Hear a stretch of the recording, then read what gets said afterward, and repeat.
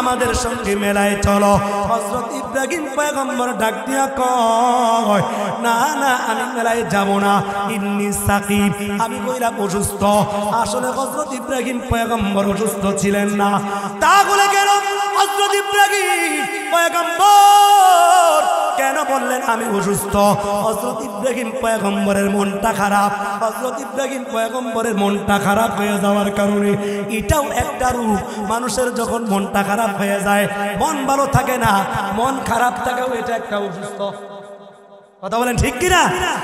মন খারাপ থাকে এটা একটা অসুস্থ। তো সবাই মেলায় চলে গেছে। হযরত ইব্রাহিম পয়গম্বর তাকায় দেখলেন মেলার মধ্যে সবাই চলে গেছি। হযরত ইব্রাহিম পয়গম্বর একটা কুড়াল নিলেন। কুড়াল ছিলেননি, গাছ কাটার কুড়াল। এই কুড়াল নিয়ে হযরত ইব্রাহিম পয়গম্বর চলে গেলেন মূর্তির ঘরের মধ্যে। মূর্তির ঘরের মধ্যে যাওয়ার পর ছোট ছোট যত মূর্তি আছে এক এক করে মূর্তিগুলা হযরত ইব্রাহিম পয়গম্বর ভেঙে দিলেন। ভেঙে দেওয়ার পর বড় যে একটা মূর্তি আছে ওই মূর্তির গর্দানের মধ্যে, গাড়ের মধ্যে এই কুড়ালটা রেখে চলে আসছেন। এবার যখন মেলা শেষ হয়ে গেছে, মেলা শেষ হয়ে যাওয়ার পর মুশরিকের দল এবার যখন তাদের মাবুদের ঘরের মধ্যে প্রবেশ করলো, মাবুদের ঘরের মধ্যে প্রবেশ করার পর যখন দেখলেন তাদের মাবুদের অবস্থা ভালো না। কোন মাবুদের মাথা নাই, কোন মাবুদের পাও নাই, কোন মাবুদের হাত নাই, কোন মাবুদের শরীর তছনছ হয়ে গেছে। কিন্তু বড় যে মাবুদরা আছে ওই মাবুদের গর্দানের মধ্যে কুড়াল লটকে আছে। তারা সন্দেহভাজন হযরত ইব্রাহিম পয়গম্বরকে গিয়া সন্দেহ করে ধরছে। ও ইব্রাহিম, বলো না তুমি কি আমাদের মাবুদের সঙ্গে এমন আচরণ করেছ? হযরত ইব্রাহিম পয়গম্বর ডাক দিয়া বলে, কেন তোমরা আমার কাছে এই কথা জিজ্ঞেস করো? আমাকে জিজ্ঞেস না কইরা ক্বালা বাল ফাআলা কাবীরুহুম হাযা, তোমাদের এই মাবুদের মধ্যে যেটা সবচেয়ে বড় ওই বড়টাকে কি জিজ্ঞেস করো। মুশরিকের দল ডাক দিয়া কয়, ও ইব্রাহিম, তুমি তো জানো আমাদের মূর্তি কথা বলতে পারে না, আমাদের মূর্তি খাইতে পারে না। ও ইব্রাহিম, আমাদের মূর্তি তো চলতেও পারে না, তারপরে কোনো তুমি আমাদের মূর্তির সঙ্গে এমন ধরনের বেয়াদবি করলা।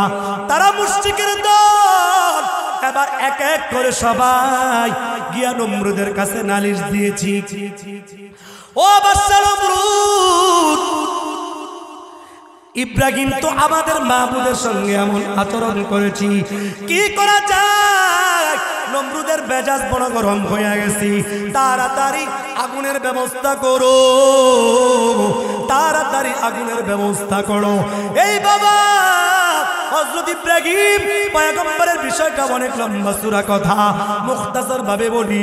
হযরত ইব্রাহিম পয়গম্বরকে তারা আগুনের মধ্যে নিক্ষেপ করার জন্য এবার তারা উলঙ্গ করে ফেললো।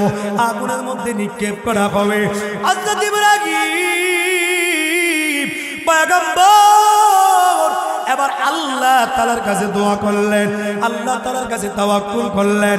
ওয়া মান ইয়াতাওয়াক্কাল আলাল্লাহি ফাহুয়া হাসবু, যে বান্দা সর্ব অবস্থায় আল্লাহ তাআলার উপর তাওয়াক্কুল করে, আল্লাহ তাআলার উপরে ভরসা রাখে, আল্লাহ ওই বান্দার জন্য যথেষ্ট হয়ে যায়। যখন তারা হযরত ইব্রাহিম পয়গম্বরকে আগুনের মধ্যে নিক্ষেপ করে দিল, আল্লাহ পাক রব্বুল আলামিন আগুনকে ডাক দিয়া বলে, কুলনা ইয়া নার রুকুনি বারদাও ওয়া সালামান আলা ইব্রাহিম। আওয়াজ করে বলেন আল্লাহু আকবার। হযরত ইব্রাহিম পয়গম্বরের জন্য এই আগুন সাথে সাথে আল্লাহ তাআলার হুকুমে আরামদায়ক ঠান্ডা জান্নাতের বাগানে পরিণত হয়ে যায়।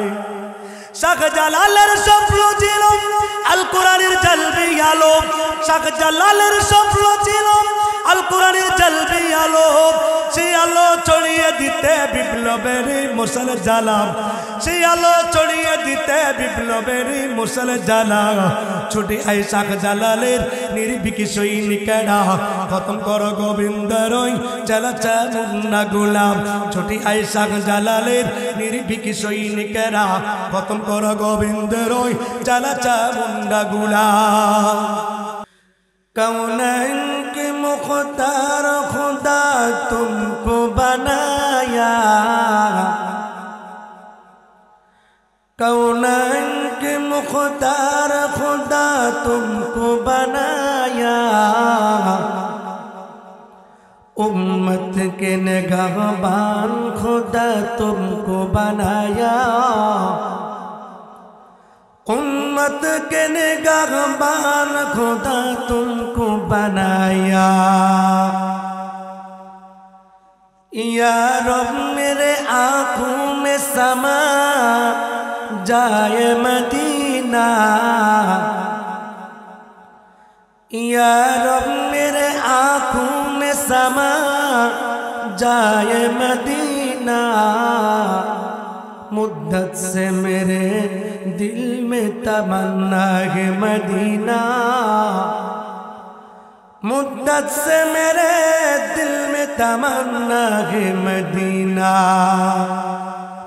সবাই বলেন এই সুন্দর ফুল সুন্দর পান, মিঠা নদীর পানি খুদা তোমার মেহেরবানি, খুদা তোমার মেহেরবানি। এই সুন্দর ফুল সুন্দর ফল, মিঠা নদীর পানি খুদা তোমার মেহেরবানি, खुदा তোমার মেহেরবানি। তুমি দিলে কত রতন ভাই বেরাদর পুত্র স্বজন, আল্লাহু আকবার। তুমি দিলে কত রতন ভাই বেরাদর পুত্র খুদা পেলে অন্য যুগা, খুদা পেলে অন্য যুগা। মানি চাই না মানি খুদা তোমার মেহেরবানি, খুদা তোমার মেহেরবানি। দয়াকার দয়াকার আল্লাহ পাক রব্বুল আলামিন এই দুনিয়ার মানুষের সাথে আল্লাহ তাআলার পরিচয় করে দেওয়ার জন্য আল্লাহ পাক রব্বুল আলামিন যুগে যুগে যুগে যুগে রাসূল প্রেরণ করেছেন।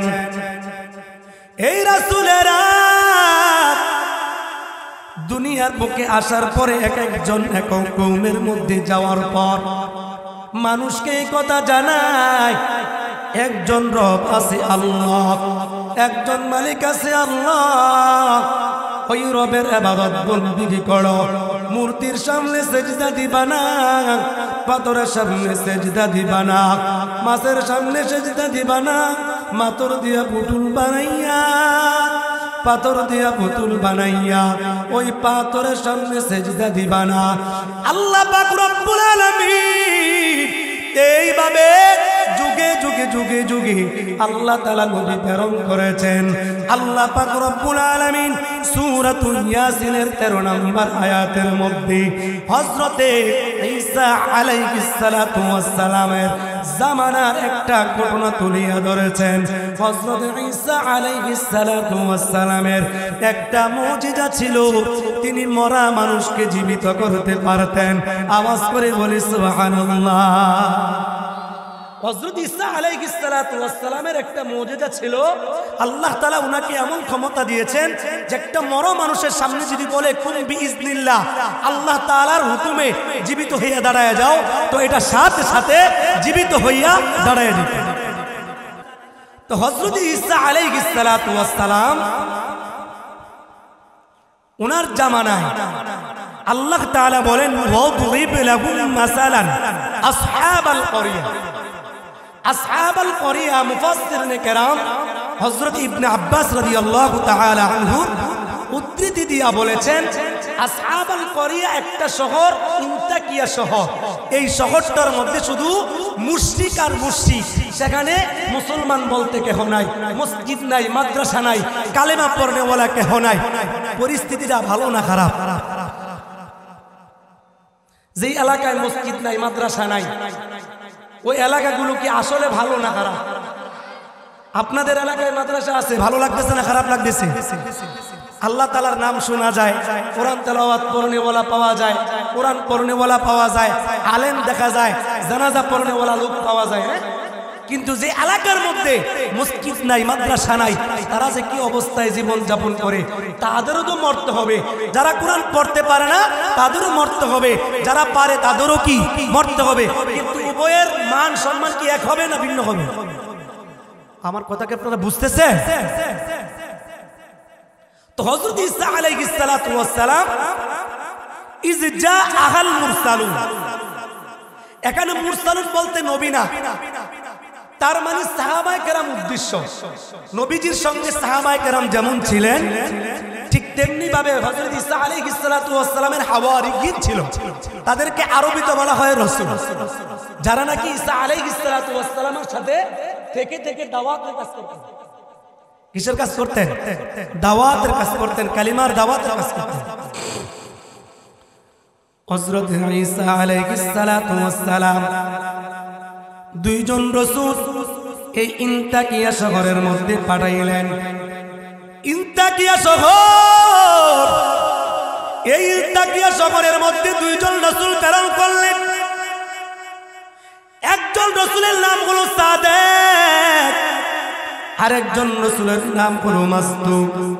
এই দুইজন রাসূল হযরত ঈসা আলাইহিস সালাতু ওয়াস সালামের হুকুম পাওয়ার পর ধীরে ধীরে ধীরে ধীরে ইন্তাকিয়া শহরের কাছে চলে আসছে। শহরের কাছে আসার পর একটা কাঠুরিয়ার সঙ্গে সাক্ষাৎ হয়। এই কাঠুরিয়া দুইজন রাসূলকে দেখার পর ডাক দিয়া বলে, তোমরা দুইজন মানুষ মনে হয় আমাদের এই এলাকার না, আমাদের এই শহরের না। আপনাদের এলাকার মধ্যে যদি কোনো নতুন মেহমান আসে, নতুন কোনো মানুষ আসে, একজন আরেকজনকে জিজ্ঞেস করে আপনাকে চিনতে পারলাম না, আপনার বাড়ি কোথায়, আপনার বাসা কোথায়, এখানে কার কাছে আসছেন, এখানে কার জন্য আসছেন, জিগাই কি জিগাই। ইন্তাকিয়া শহর, এই শহরের কাঠুরিয়া লোকটা দুইজন রাসূলকে প্রশ্ন করে বসলেন, আপনাদেরকে তো চিনলাম না, আপনাদের পরিচয়টা কি যদি একটু বলতেন। রাসূল দুইজন ডাক দিয়া কয়, আমরা কইলাম হযরত ঈসা আলাইহিস সালাতু ওয়াস সালামের প্রেরিত রাসূল। আমরা এক আল্লাহ তাআলার কথা বলি, এক আল্লাহ তাআলা আছে, আমাকে বানানোওয়ালা একজন রব আছে আল্লাহ, আমাদেরকে পালনেওয়ালা একজন রব আছে আল্লাহ। এই যে চন্দ্র দেখো, এই যে সূর্য দেখো, এই চন্দ্রের মালিক একজন আল্লাহ, এই সূর্যের মালিক একজন আল্লাহ। এই দুনিয়া অস্থায়ী, আখিরাত চিরস্থায়ী। এই দুনিয়া শেষ হয়ে যাওয়ার পর আমাদেরকে আল্লাহ তাআলার দরবারে আমাদেরকে জীবনের হিসাব দিতে হবে। এবার কাঠুরিয়া ডাক দিয়া কয়, তোমরা যে সত্য রাসূল, এটার কোনো প্রমাণ আসেনি? তোমরা যে সত্য রাসূল, এটার কোনো প্রমাণ আসেনি? কো আছে। কি প্রমাণ? এক নম্বর প্রমাণ হলো আমরা মরা মানুষটাকে জীবিত করতে পারি। দুই নাম্বার প্রমাণ হলো যেই মানুষটার চক্ষু বন্ধ হয়ে গেছে, ওই মানুষটাকে আমরা চক্ষুর সাথে সাথে ভালো করে দিতে পারি। 3 নম্বরে ডাক দিয়া কয়, যেই মানুষটার শরীরের মধ্যে কুষ্ঠরোগ আছে, ওই কুষ্ঠরোগ আমরা তাকে ভালো করে দিতে পারি। আওয়াজ করে বলেন সুবহানাল্লাহ। এই কাটুরিয়া হযরত মুফাসসির কেরাম বলেন, এই কাটুরিয়ার নাম হলো হাবিব নাজ্জার। হাবিব নাজ্জারের বয়সটা বাবা প্রায় 70 বছর। হাবিব নাজ্জারের 70 বছর বয়স লোকটা 2 জন রাসূলের কাছ থেকে এই কথা শোনার পর এবারে ডাক দিয়া কয়, ও রাসূল, তোমরা যদি তাই করতে পারো তাহলে একটা কাজ করো। আমার একটা পুত্র সন্তান আছে, আমার এই পুত্র সন্তানটা চক্ষু দেখে না, আমার এই সন্তানটা চোখ দিয়া তাকাইতে পারে না। তোমরা যদি আমার এই সন্তানটাকে সুস্থ করে দিতে পারো, আমি তোমাদের সঙ্গে ওয়াদা করলাম, আমি কালিমা পড়ব, ইসলাম গ্রহণ করব, মুসলমান হয়ে যাব। এলাকার কি পুরা মুসলিম, যদি জানতে পারে কেউ মুসলমান হয়েছে খবর আয়না করে নিয়ে রাখবেন। আয়না করে আছে না নাই? জীবনে এই নাম শুনি নাই। আমার 2-3 মাস আগে যে ঘরের নাম শুনছি, হ্যাঁ, আয়না ঘর। আল্লাহ তাআলা কিন্তু 7টা আয়না ঘর বানিয়ে রাখছে, জানেন আপনারা? জান্নাত বানাইছেন কয়টা? 8টা। জাহান্নাম 7টা। এক একটা জাহান্নাম এক একটা আয়না ঘর। বুঝে রাখেন, ওই আয়না ঘরের মধ্যে এক এক রঙের এক এক আসামি থাকবে। আপনারা দেখছেন আগুন কয় কালার? আগুন এক কালার, লাল না, এটা কোন ভুল কথা। আগুন কয়েক কালারের দেখে, কখনো কখনো কালো হয়, কখনো কখনো লাল হয়, কখনো কখনো হলুদ বর্ণের হয়, আবার কখনো কখনো বেশি জ্বললে একবার আগুনের মাথার মধ্যে দেখবেন হালকা নীল নীল ভাব। জোরে বলেন। এই জন্য আয়নাঘর আছে না নাই? দুনিয়ার অপরাধীরা এই আয়নাঘরের মধ্যে থাকবে ইনশাআল্লাহ। ইন্তাকিয়া শহর, ওই শহরের মধ্যে মুশরিকে ভরা ওই এলাকার মধ্যে দাওয়াতের কাজ চলে না। এবার কাটুরিয়া হাবিব নাজ্জার এই কথা বলার পর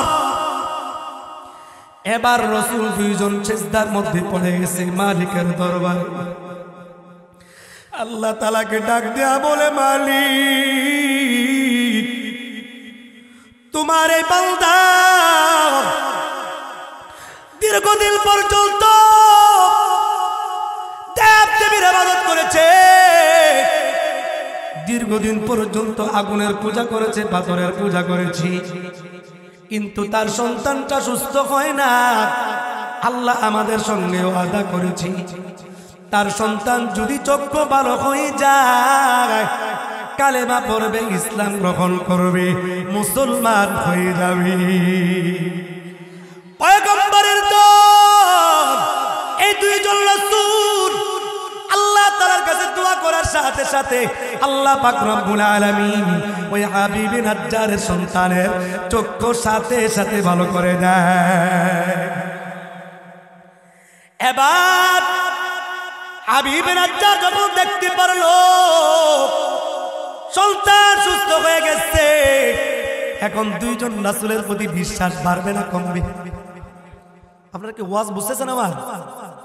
হ্যাঁ, ওয়াজ শুরু হয়েছে, চলবো। কারা কারা চলবো? 2 হাত তুলে। নারে তাকবীর, নারে তাকবীর। আল্লাহ আপনি কবুল করেন, মঞ্জুর করেন, সকলে বলি আমিন। এবার হাবিব নাজ্জারের মনের মধ্যে খুব টেনশন, কি করা যায়?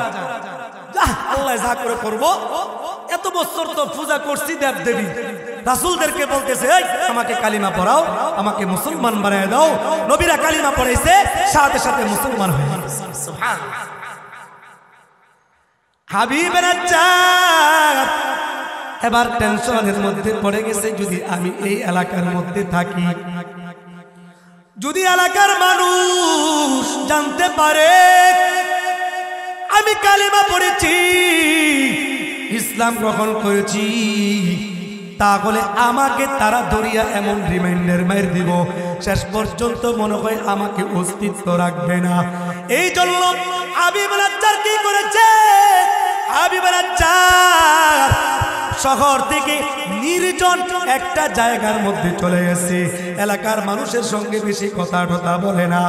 নির্জন জায়গার মধ্যে চলে যাওয়ার পর যখন জানতে পারলো এই কালিমা পড়নেওয়ালা মুসলমান আর এই শহরের মধ্যে নাই, প্রকাশ্যে সবার সামনে আসে না, এবার দুইজন রাসূল আর গোপনে দাওয়াত দেয় না।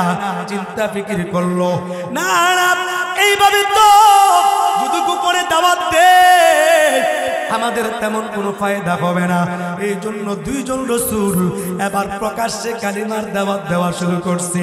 আওয়াজ করে বলি সুবহানাল্লাহ। إذ أرسلنا إليهم اثنين فكذبوهما فعززنا بثالث فقالوا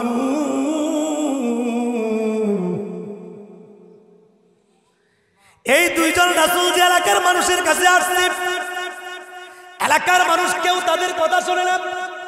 কি কস, আমাদের বাপ দাদার ধর্ম আমরা ছেড়ে দিব, এটা হইতে কথা করে হইতে পারে না। এলাকার মানুষ কয় ফাকাযযাবুহুমা, আল্লাহ তাআলা বলেন ওই এলাকার মানুষগুলা তাদের কথা শুনে না, রাসূল দুইজনের কথা শুনে না। কয় না না তোমরা কিসের রাসূল, তোমরা তো রাসূল হইতে পারো না। কেন রাসূল হইতে পারো না? কয় তোমরা তো মা আনতুম বিল্লাহ বাশারুম মিথলুনা, তোমরা তো আমাদের মতন মানুষ, আমাদের মতন খাও, আমাদের মতন পান করো, আমাদের মতন সব কিছুই করো, হাটে যাও, বাজারে যাও, দোকানপাট করো, ব্যবসা বাণিজ্য করো, সব কিছুই করো, তবে আমাদের মতন তোমরা চলাফেরা করার কারণে আমরা তোমাদেরকে নবী হিসাবে মানতে পারলাম না। এলাকার মানুষগুলা যখন এই দুইজন রাসূলকে অস্বীকার করেছে, এবার হযরত ঈসা আলাইহিস সালাতু ওয়াস সালামের কাছে এবার সংবাদ পৌঁছে গেল। এবার যখন প্রকাশ্যে দাওয়াত দেওয়া শুরু করছে ওই ইন্তাকিয়া শহরের বাদশা এবার চিন্তা করলো, না না এই দুইজন রাসূলকে এইভাবে ছাড়া যায় না, তাদেরকে ধরে নিয়ে আসো। এবার দুইজন রাসূলকে ইন্তাকিয়া শহরের বাদশা দুইজন রাসূলকে এবার গ্রেফতার করে বন্দী করে দিছে। বন্দী যখন করে দিছে আর কিছু করতে পারবো না, আর কিছু করতে পারবে পারবে না। এই খবর হযরত ঈসা আলাইহিস সালাতু ওয়াস সালামের গেছে। যাওয়ার পর আল্লাহ তাআলা বলেন ফাআজ্জাজনা বিসালিসিন, আল্লাহ তাআলা হযরত ঈসা আলাইহিস সালাতু ওয়াস সালামকে বললেন আরেকজন রাসূল তাদের কাছে পাঠানোর জন্য। ফাআজ্জাজনা বিসালিসিন, তাইলে দুইয়ের সাথে এক যোগ করলে হয় কয়জন? পিছনে কথা কয় না, দুইয়ের সাথে এক যোগ করলে তাহলে এখন রাসূল কয়জন হইল?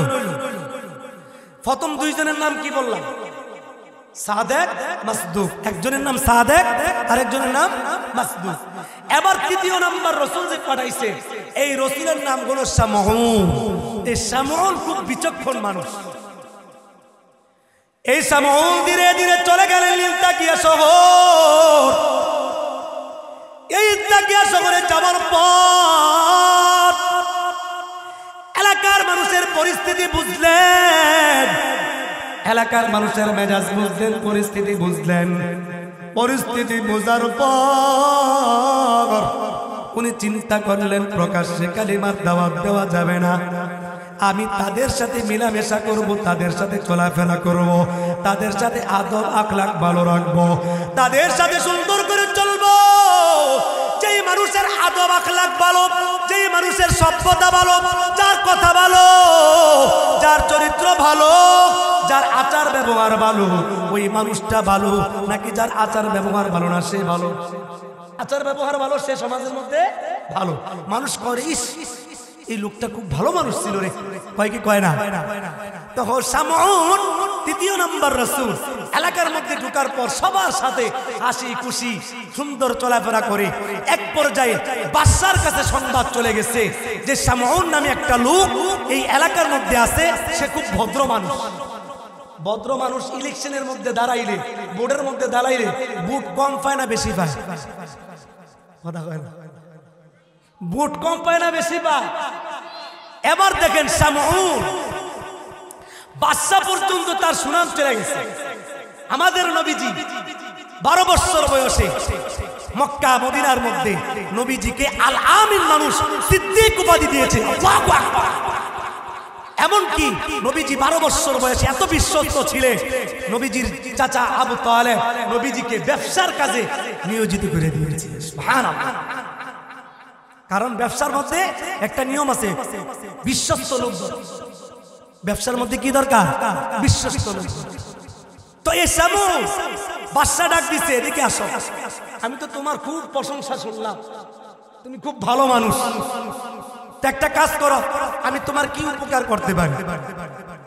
বাদশা যেহেতু নিজেতে বলছে, আসলে কি সে একজন কি রাসূল, মুসলমান, এটা কিন্তু কেউ বুঝতে পারে।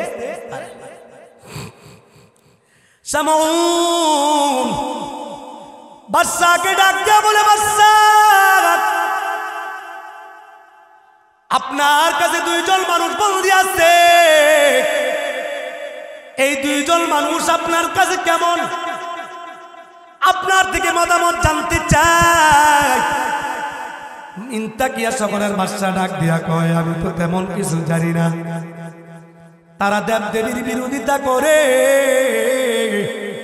তারা দেব দেবীর বদনাম কয়, আমাদের বাপ দাদা ধর্মের বদনাম কয়, আসলে তারা মানুষগুলা কেমন?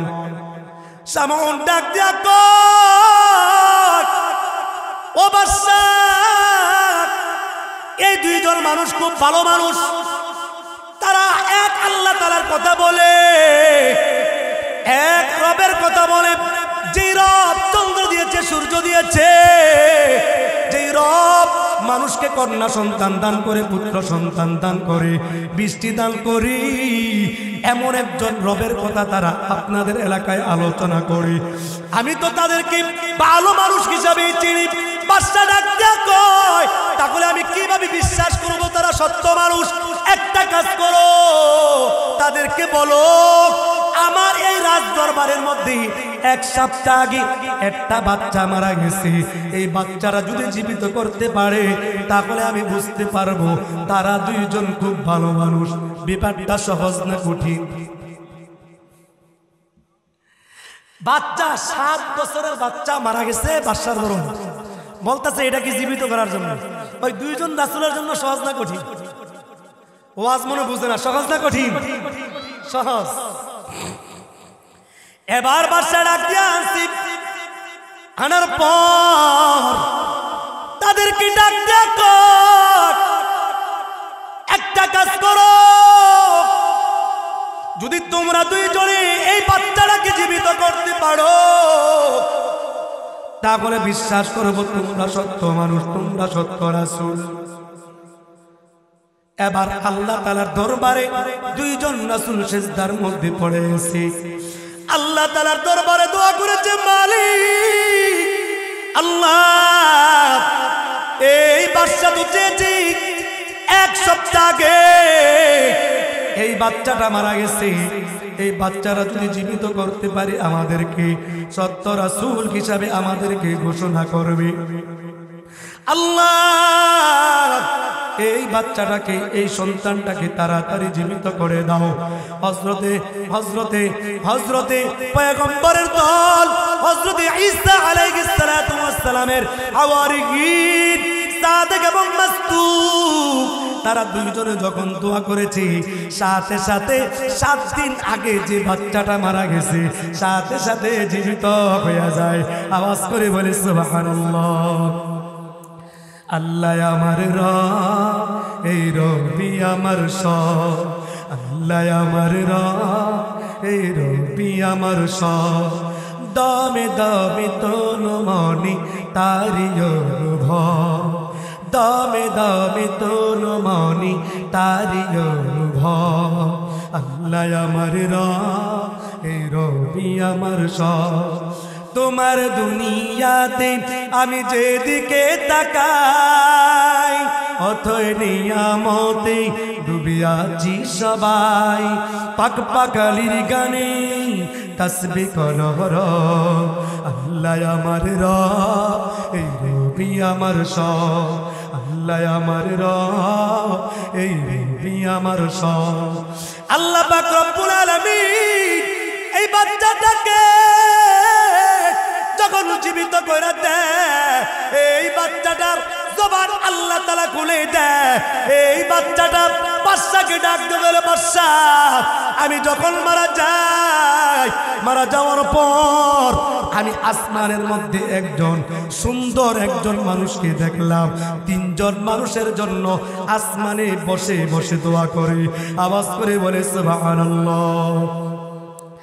আল্লাহ আল্লাহ ইচ্ছে শিরি আস্তনাম শিরো সাকার মিটুর নদ জাহান্নাম তামাম বর মুহাম্মদ বিরসালাম সদ সালাম আশফিঈ মুজরিমান ইয়াউমুল কিয়াম।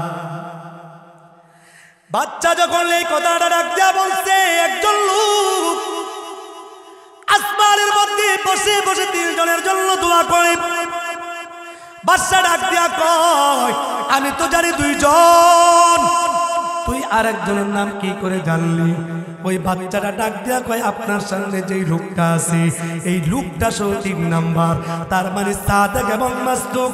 3 নাম্বার হলো তৃতীয় নাম্বার রাসূল শামউন। এই তিনজনের ব্যাপারে এবার বাদশা সন্দেহ পোষণ করলো।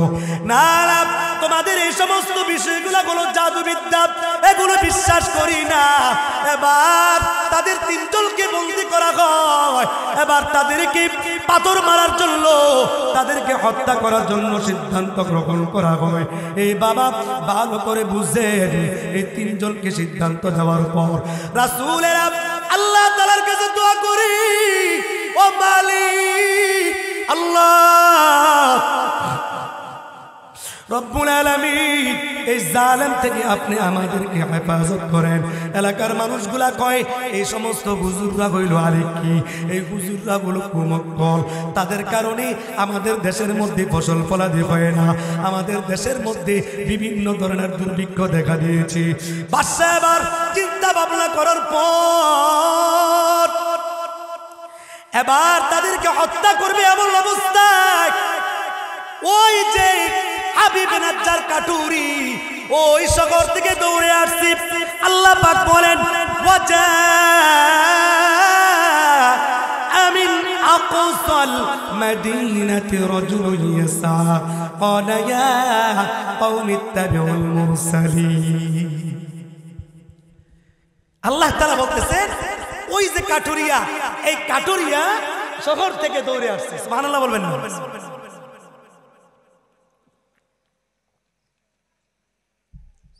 শহর থেকে দৌড়ে আসছে। শহর থেকে আসার পর এবার এলাকার মানুষদেরকে দাওয়াত দেওয়া শুরু করছে।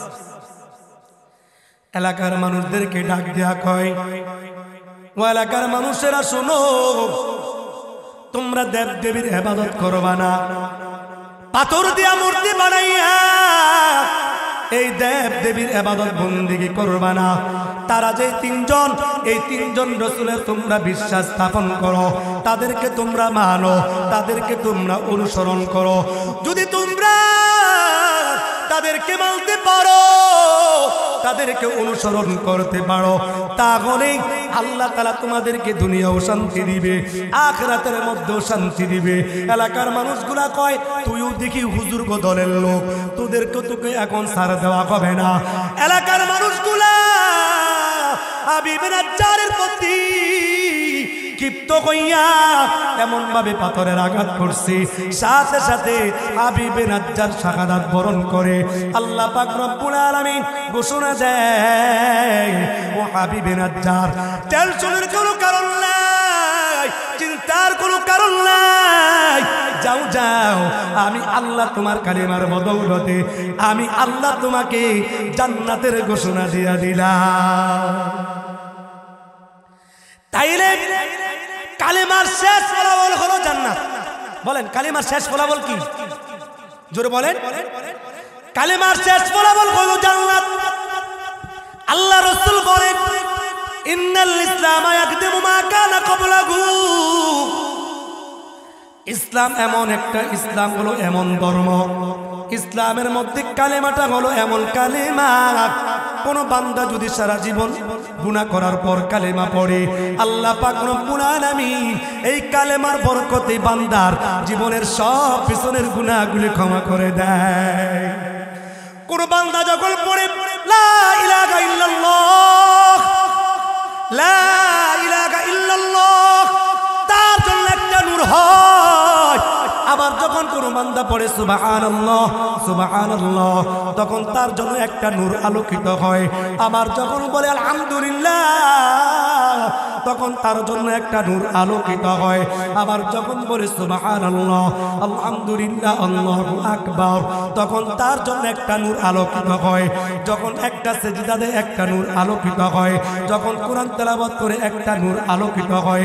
যখন জিকির করে আরেকটা নূর আলোকিত হয়। যখন মা বাবার খেদমত করে আরেকটা নূর আলোকিত হয়। যখন মা বাবার খেদমত করে মা বাবার কথা মতন চলে তখন আরেকটা নূর আলোকিত হয়। যখন মা বোনেরা পর্দায় চলে তখন তাদের জন্য একটা নূর আলোকিত হয়। এইভাবে নূরগুলা কাল কিয়ামতের ময়দানে এই নূরগুলা মাথার মধ্যে আলোকিত হইয়া ঘুরতে থাকবে ঘুরতে থাকবে। আল্লাহ পাক রব্বুল আলামিন ডাক দেয়া বললেন, এরে বান্দা যাও যাও, আমি আল্লাহ তোমার এই কালেমার বরকতে, তোমার এই কালেমার নূরের বরকতে আমি আল্লাহ তোমাকে জান্নাতের ঘোষণা দিয়া দিলাম। আয় বেরাদার দূরে বাসাস ইয়ারে বদ, ইয়ারে বদ বদ তোর বদ আজমার বদ, মারে বদ তন হাতরা বর চাজনাত, ইয়ারে বদ বর জানে ইমান জনা, ইয়ারে বদ আ রদ তুরাসু এ দাই यार ने को गिरताया बेनईम। हज़रत इब्राहिम पैगम्बर ছোটবেলা সূর্যের দিকে তাকাইয়া গবেষণা করতে শুরু করছে, মনে হয় এটা আমার রব হবে। গালে এত সুন্দর আলো কিভাবে ছড়ায়, একটা সূর্য সারা দুনিয়াটাকে আলোকিত করে দেয়। যখন সূর্যটা সন্ধ্যাবেলা অস্তমিত হয়ে গেল, হযরত ইব্রাহিম পয়গম্বর ডাক দিয়া বলে, না না, এটা তো আমার রব হইতে পারে না। যেটা দুইবা যায়, যেটা অন্ধকার হয়ে যায়, এটা আমার রব কোনদিন হইতে পারে না। আওয়াজ করে বলে সুবহানাল্লাহ। আবার রাতে যখন চন্দ্রের দিকে তাকাইছে, দেখে চাঁদ মিটমিট করে আলো দেয়। তো ভাবছেন মনে হয় এটা আমার রব হবে। যখন আবার দিন শুরু হয়ে গেছে আর চাঁদ নাই, দিনের বেলা চাঁদ দেখা যায় না, কথা কয় না, আর রাতের বেলা সূর্য দেখা যায় না। হযরত ইব্রাহিম পয়গম্বর বলে, না, এটা আমার রব হইতে। হযরত ইব্রাহিম পয়গম্বর যখন ধীরে ধীরে বড় হইলেন, ধীরে ধীরে বড় হওয়ার পর হযরত ইব্রাহিম পয়গম্বরের প্রতি আল্লাহ পাক রব্বুল আলামিন ওহী দান করলেন। হযরত ইব্রাহিম পয়গম্বর কালিমার দাওয়াত দেওয়া শুরু করলেন। হযরত ইব্রাহিম পয়গম্বরের বাবা বলেন পিতা আজর মূর্তি বানায়, মূর্তি বানাইয়া হযরত ইব্রাহিম পয়গম্বরের বাবা দেব দেবীর ইবাদত বন্দেগী করে, পাথরের ইবাদত বন্দেগী করে, মূর্তির ইবাদত বন্দেগী করে। হযরত ইব্রাহিম পয়গম্বর পিতাকে ডাক দিয়া বলেন, ও বাবা, দেব দেবীর ইবাদত কইরা কোনো লাভ নাই, এটা আপনাকে কোনো উপকার করতে পারবে না, এটা আপনাকে কোনো সাহায্য করতে পারবে না। এই যে আপনি পাথর দিয়া মূর্তি বানাইয়া আপনি যে তার সামনে সেজদা দেন, আপনি যে তার কাছে চান, এতে আপনার কোনো ফায়দা হবে না। একদিনের ঘটনা, যখন তাদের মেলার সময় হইয়া গেল, হযরত ইব্রাহিম পয়গম্বরকে এলাকার মানুষেরা ডাক দিয়া কয়, তাইলে কালেমার বদৌলতে হযরত ইব্রাহিম পয়গম্বর কি পাইলেন? জান্নাত। কি একজন বলছে, তাহলে কালেমার শেষ পরিণাম কি? সবাই কথা কয় না। কালেমার শেষ পরিণাম কি? জান্নাত। এই জন্য আমরা কালেমা বেশি বেশি পাঠ করব। আমাদের মধ্যে গুনাহ আছে না নাই? কথা কয় না। গুনাহ নাই এরকম লোক আসেনি, পাওয়া যায় মুশকিল। এই জন্য আপনাদেরকে আমি বলি, পৃথিবীর মধ্যে সবচেয়ে বড় ওলি হইল ওই ব্যক্তি যার কোনো গুনাহ নাই। কথা হয় না, জোরে আওয়াজ করে বলেন ঠিক কিনা? যার গুনাহ নাই সেই ওলি, আর যার গুনাহ আছে সেই পাপী। সাহাবায়ে কেরামদের অবস্থা হইল এমন, সামান্য একটু পরিমাণ যদি গুনাহ হয়ে যেত আল্লাহ তাআলার কাছে কাইন্দা বেহুশ হয়ে যেত। তার একটি দৃষ্টান্ত আল্লাহ তাআলা সূরা আলে ইমরানের 135 নম্বর আয়াতে আল্লাহ পাক রব্বুল আলামিন ঘোষণা করেছেন। কি? হযরতে সাঈদ ইবনে আব্দুর রহমান রাদিয়াল্লাহু তাআলা তাবুকের যুদ্ধের মধ্যে যাইবেন। আপনাদের এলাকার মধ্যে মাঝে মধ্যে বিদেশে গেলে বা কাজে করবে, কোথাও লম্বা সফরে গেলে এলাকার ভাই ভাতিজা চাচা আত্মীয় স্বজন চাচা যেদিকে বলে যান আমাদের বাড়ির দিকে একটু তাকায় খেয়াল রাখেন, বলে কি বলে না? তো হযরতে সাঈদ ইবনে আব্দুর রহমান নবীজির সঙ্গে জিহাদে যাবেন তাবুকের যুদ্ধে। এই আয়াতটা কেন নাযিল হয়েছে? ওয়াল্লাযীনা ইযা ফাআলু ফাহিশাতান আও যালামু আনফুসাহুম। এই সূরা আলে ইমরান 135 নম্বর আয়াতে আল্লাহ সুবহানাহু ওয়া তাআলা একটা ঘটনার পরিপ্রেক্ষিতে আল্লাহ তাআলা এই আয়াতটা নাযিল করেছেন। মুফাসসিরিনে কেরাম বলেন এটাকে বলা হয় শানে নুজুল। কি বলে? শান। কি? হযরতে সালাবাতুল আনসারী রাদিয়াল্লাহু তাআলা আনহুকে এই ঘরের দেখাশোনা করার জন্য দায়িত্ব দিলেন। হযরতে সাঈদ ইবনে আব্দুর রহমান হযরতে সালাবাকে ডাক দিয়া কয়, সালাবা আমার এই বাড়িঘর দেখাশোনার জন্য তোমাকে দায়িত্ব দিলাম, তুমি আমার এই বাড়িঘরের দেখাশোনা করবা। যুদ্ধের মধ্যে হযরতে সাঈদ ইবনে আব্দুর রহমান চলে গেলেন। যুদ্ধে যাওয়ার পর কিছুদিন যাওয়ার পরে হযরতে সালাবা হযরতে সাঈদ ইবনে আব্দুর রহমানের ঘরের মধ্যে প্রবেশ করছি। প্রবেশ করার পর তার স্ত্রীর হাতের মধ্যে স্পর্শ করছি। অন্যের স্ত্রীর হাতের মধ্যে ধরা ভালো কাজ না খারাপ কাজ? কথা কয় না। ওয়াজ কি চলবো না থামবো? চলবো না থামবো? কারা কারা চলবো? নারে তাকবীর, নারে তাকবীর। আল্লাহ আপনি কবুল করেন, মঞ্জুর করেন। সকলে বলি আমিন। এই আয়াতের ব্যাখ্যাটা করে আপনাদের কাছ থেকে বিদায় নেব ইনশাআল্লাহ। হযরতে সালাবাতুল আনসারী রাদিয়াল্লাহু তাআলা আনহু যখন এই অন্যায় করেছে, হযরতে সাঈদ ইবনে আব্দুর রহমানের স্ত্রীর শরীরের মধ্যে টাচ করার পর হযরতে সাঈদ ইবনে আব্দুর রহমানের স্ত্রী ডাক দিয়া বললেন, আস্তাগফিরুল্লাহ। এ সালাবা এমন কি কাজ করলা? তোমার ভাইয়ের আমানতের খেয়ানত করলা। তোমার ভাই তো আমাদেরকে দেখাশোনা করার জন্য তোমাকে দায়িত্ব দিয়া দিল, তুমি কেন আমার সাথে এমন আচরণ করলা? সালাবার মনে হয় আকাশটা মাথার মধ্যে পড়ে গেছি। হায় গায় রে, আমি এমন কেন আচরণ করলাম? আমার তো গুনাহ হয়ে গেছে, আমার তো পাপ হয়ে গেছে। হযরতে সালাবা সেখান থেকে চলে গেলেন। জঙ্গলের ভিতরে যাওয়ার পর হযরতে সালাবা এবার কান্দে আল্লাহ তাআলার দরবারে। আল্লাহ তাআলাকে ডাক দেয়া বলেন, ও মালিক মাফ করে দাও, ক্ষমা করে দাও, গুনাহ হয়ে গেছে, অন্যায় হয়ে গেছি। এই বাবা আমাদের জীবনে তো অনেক অন্যায় হয়ে যায়, আমাদের তো অনেক গুনাহ হয়ে যায়। আমরাও কি পারবো না তাদের মতন চোখের পানি ফালাইয়া আল্লাহ তাআলার দরবারে কান্নাকাটি করবার জন্য? হযরতে সালাবা পাহাড়ের মধ্যে কান্দে ওইদিকে জিহাদের ময়দান থেকে সাহাবায়ে কেরাম বিজয় নিয়ে এবার বাড়ির দিকে ফিরলেন। হযরত সাঈদ ইবনে আব্দুর রহমান বাড়ির দিকে আসলেন।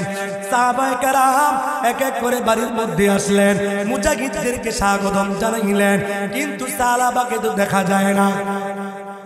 হযরত সাঈদ ইবনে আব্দুর রহমান বিবিকে ডাক দিয়া বলে, বিবি আমার তাড়াতাড়ি বলো সালাবা কোথায় গেল, সালাবার কি হইল, সালাবাকে কেন দেখতে পাই না। বিবি ডাক দিয়া কয়, ও স্বামী আমার, আপনার সালাবা তো এমন এমন অন্যায় করেছি, আল্লাহ তাআলার দরবারে এই গুনার জন্য কান্নাকাটি করে। ও আমার স্বামী, জান জান সালাবার খবরটা অমুক জায়গার মধ্যে নেন। এবার সাঈদ ইবনে আব্দুর রহমান চলে গেলেন সালাবার সন্ধানে। চলতে চলতে চলতে চলতে জঙ্গলের মধ্যে গিয়া দেখলেন সালাবা চোখের পানি পালায়া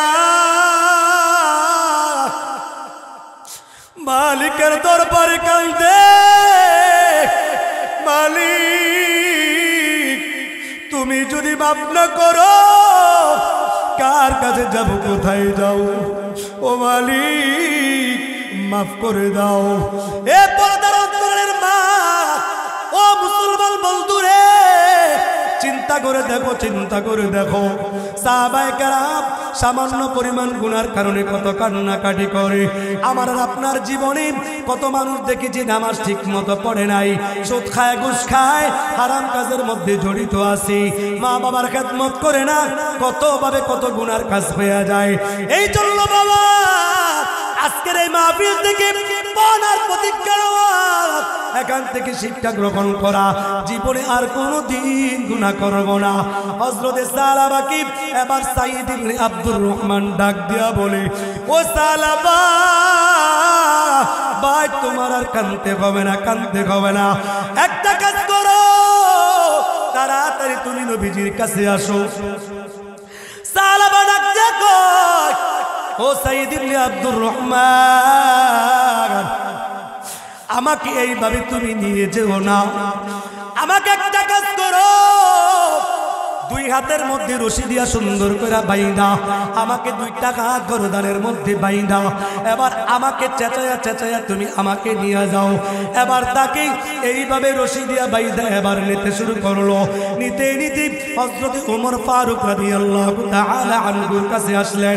হযরত ওমর ডাক দিয়া কয়, না না, সালাবাকে আমার এখান থেকে সরায় নাও, সালাবা যেই কাজ করছি এই কাজ তো ক্ষমার যোগ্য না। হযরত আবু বকর সিদ্দিক রাদিয়াল্লাহু তাআলা আনহুর কাছে গেলেন। যাওয়ার পর হযরত সালাবাকে বললেন, না না, এখান থেকে সরায় নাও। হযরত ওমরের কাছে গেলেন, সরায় দেওয়া হলো। সর্বশেষ নবীজির কাছে নিল, নবীজিও বললেন সালাবাকে এখান থেকে সরায় দাও। এবার সালাবা বন্ধুকে ডাক দেয়া বলেন, বন্ধু আমার, আমাকে ছেড়ে দাও, আমি আমার রবের দরবারে চলে যাই। সালাবা আবারও জঙ্গলের মধ্যে চলে গেল। জঙ্গলের মধ্যে যাওয়ার পর এবার আল্লাহ তাআলার দরবারে আবারও কান্দে, ও মালিক আল্লাহ, আমি তো কারো দরবারে ঠাঁই পাইলাম না। হযরত ওমরের কাছে গেলাম, হযরত আবু বকরের কাছে গেলাম, নবীজির কাছেও গেলাম, কেউ তো আমাকে জায়গা দিল না। ও মালিক মাফ করে দাও, ক্ষমা করে দাও। তুমি যদি মাফ না করো কার কাছে যাও? তুমি যদি মাফ না করো কোথায় যাব, কার কাছে যাব? এ ভাই মুসলমান, চিন্তা করে দেখো, কিসের বড়াই দেখো, কিসের বড়াই দেখাও। আজকে গুরুস্থানের দিকে তাকায় দেখো, কত জমিদার, কত এমপি, কত মন্ত্রী, কত ধনী লোক, কত গরিব মানুষ, কত রিস্কাওয়ালা, কত গাড়ির ড্রাইভার আজকে ওই গুরুস্থানের মধ্যে শুয়ে আছি। মা বোনেরা ভালো করে শুনেন, আপনাদের মতো সুন্দরী কত মহিলা গোরস্থানের মধ্যে শুয়ে আছি, যাদের বড়িকে বড়ি স্বর্ণ ছিল, সুন্দর সুন্দর দামি দামি থ্রি পিস ছিল।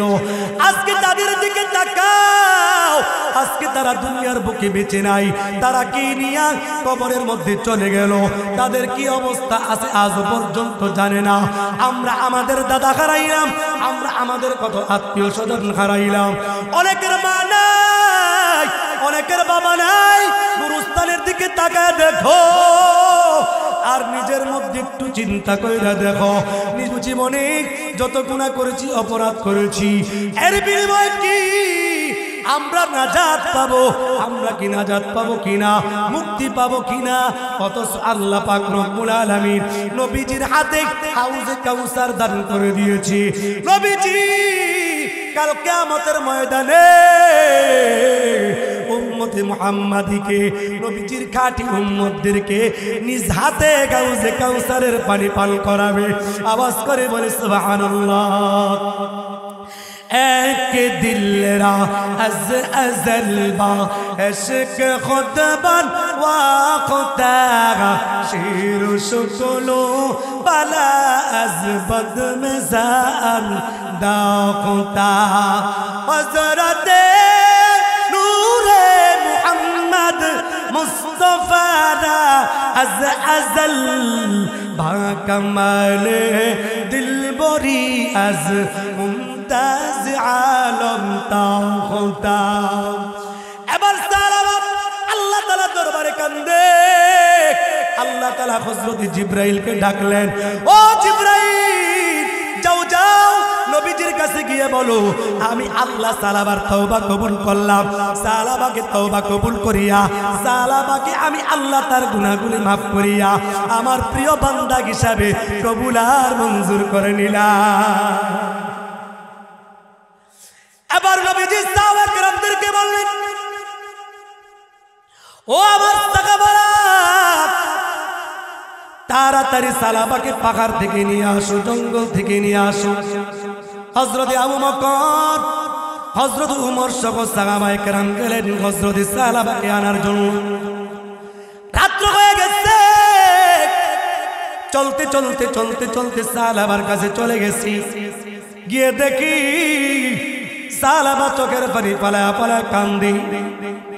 এবার সাহাবায়ে কেরাম সালাবাকে ডাক দিয়া বলে, সালাবা আর কাঁদতে হবে না, আল্লাহ পাক রব্বুল আলামিন তোমার জিন্দেগীর গুনাহগুলি ক্ষমা করিয়া আল্লাহ পাক রব্বুল আলামিন তোমাকে আল্লাহ তাআলা তোমার শানে আয়াত নাযিল করে দিয়েছে। আওয়াজ করে বলে সুবহানাল্লাহ। এবার সাহাবায়ে কেরাম সালাবাকে নিয়ে চলতে চলতে চলতে চলতে মসজিদে নববীতে আসলেন। এমন সময় ফজরের সময় ফজরের সময় হয়ে গেছে। নবীজি ফজরের নামাজের ইমামতি করেন।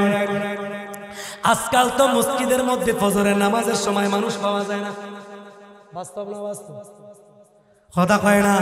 ফজরের নামাজে মসজিদ ভরেনি, ভরে জোহরে ভরেনি, আসরে ভরেনি, মাগরিবে, এশায়, আর সাপ্তাহিক জুম্মা আসলে, কথা কয় না, সাপ্তাহিক জুম্মা আসলে ভরে। অথচ নবীজি উম্মতের জন্য কত কষ্ট করে গেছে। আজান শুনে আছো যারা বিছানায়, তাদের জন্য কান্দেন নবী মদিনায়, তাদের জন্য কান্দেন নবী মদিনায়। আল্লাহর পয়গম্বর ফজরের নামাজের ইমামতি করতেছেন। হযরত সালাবা সাহাবায়ে কেরাম সহ নবীজির পিছনে ইক্তেদা করলেন। এবার ইক্তেদা করার পর নামাজ পড়তেছেন। নবীজি নামাজের মধ্যে কিরাত পড়তেছেন। হাত্তা যুরতুমুল মাকাবির। হঠাৎ হযরত সালাবা যখন নবীজির কাছ থেকে এই আয়াত তেলাওয়াত শুনলেন, সাথে সাথে চিৎকার দিয়া জমিনের মধ্যে পড়ে গেছি। নামাজ শেষ হওয়ার পর নবীজি সাহাবায়ে কেরামদেরকে বললেন, ও আমার সাহাবারা তাড়াতাড়ি দেখো সাহাবা ঠিক মতো আছে কিনা। সাহাবায়ে কেরাম দেখলেন সাহাবা আর দুনিয়ার বুকে নাই। এবার নবীজি সাহাবাকে গোসল দেওয়ার জন্য বললেন, কাফন দাফনের ব্যবস্থা করার বললেন। এবার নবীজি সাহাবার লাশটা নিয়ে এবার কবরের দিকে যাইতেছেন। সাহাবায়ে কেরাম দেখলেন নবীজি এভাবে হাঁটাহাঁটি করেন, শুধু বৃদ্ধা আঙ্গুলটা দিয়া নবীজি উক্কা উক্কা হাঁটেন। এবার জানাজার পর নবীজিকে সাহাবায়ে কেরাম জিজ্ঞাসা করেছে, ওগো নবীজি আপনি কেন সাহাবার লাশটা বহন করার সময় উক্কা উক্কা আপনি হাঁটলেন, কারণটা কি? নবী আমার সাহাবায়ে কেরামদেরকে বলেন, আমার সাহাবারা শুনে নাও, আমার এই সাহাবার আল্লাহ তাআলা এমন ভাবে গ্রহণ করেছেন, সাহাবার তওবা আল্লাহ তাআলা এমন ভাবে কবুল করেছেন। এই সাহাবার জানাজার নামাজের মধ্যে এই পরিমাণ ফেরেশতা আসছে, আমি নবীজি জমিনের মধ্যে পাও রাখার মতন জায়গা পাই না। আমরাও তো মারা যাব, কে কোথায় মারা যাব আমরা কিন্তু জানি না। গুরুস্থানের কোন গুরুস্থানের মধ্যে আমাদেরকে শোয়াবে তাও আমরা জানি না। কোন বাজারের কাপড় দিয়া আমাদেরকে কাপড় পরাইয়া দিবে। পুরুষদের জন্য 3টা কাপড়, মা বোনদের জন্য 5টা কাপড়। এ মা বোনরা শুনে নাও, আজকে তো ফাতেমাতুজ জোহরা রাদিয়াল্লাহু তাআলা আনহার এই মহিলা মাদ্রাসার মধ্যে আপনার সন্তান পড়ে, আপনার সন্তান কোরআন পড়ে, হাদিস পড়ে। আমি শুনেছি এই মাদ্রাসায় একটা মেয়ে হাফেজা হয়েছে। এটা তো ওই বাবার জন্য অনেক ভাগ্য ভালো, ওই বাবার জন্য কপাল কত ভালো, ভাগ্য কত ভালো, যেই বাবার সন্তানটা হাফেজা হয়েছে, যেই বাবার সন্তানটা মাদ্রাসায় পড়ে। ওই বাবা যদি মারা যাওয়ার পর সন্তানটা ইমামতি করে, ওই কন্যা সন্তানটা যদি বাবার পাশে বসিয়া কোরআন পড়ে, বিষয়টা ভালো হবে না খারাপ হবে? একটি ছেলে আলেম হলে পড়বে কোরআন মৃত্যুকালে, ওরে জানাজার নামাজে শরীক হয়ে পড়বে রে নামাজ, জান কবজের সময় তোমার হইবে রে আসান, জান কবজের সময় তোমার হইবে রে আসান। কোরআন শিখাও ছেলে মেয়েকে ওগে মুসলমান, কোরআন শিখাও ছেলে মেয়েকে ওগে মুসলমান, জান কবজের সময় তোমার হইবে রে আসান।